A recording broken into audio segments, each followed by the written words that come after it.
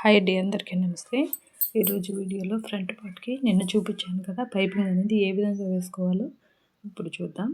ఇప్పుడు పాదం ఖర్చుతో పైపింగ్ అనేది లైనింగ్ మీద పెట్టుకొని జాయింట్ చేసుకోవాలి. పాదం ఖర్చు అనేది రౌండ్ తిరిగే కాడ జాగ్రత్తగా చెక్ చేసుకుంటూ చూసుకోవాలి.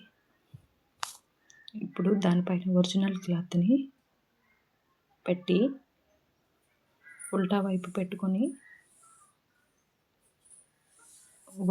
ఒరిజినల్ అనేది పైన పెట్టుకొని లోపలికి తిప్పేయాలి. ఇప్పుడు తిప్పేస్తే పైపింగ్ అనేది చాలా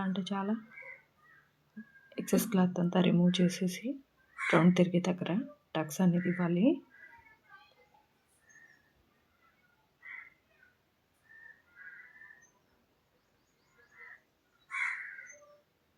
అక్కడక్కడ టక్స్ అనేది ఇవ్వాలి. నా ఛానల్ కనుక నచ్చితే లైక్ చేయండి, షేర్ చేయండి, సబ్స్క్రైబ్ చేయండి. ఫ్రంట్ పార్ట్ రెండిటికి ఈ విధంగా పైపింగ్ అనేది వేసుకుంటే చాలా ఫినిషింగ్ అనేది నీట్గా వస్తుంది.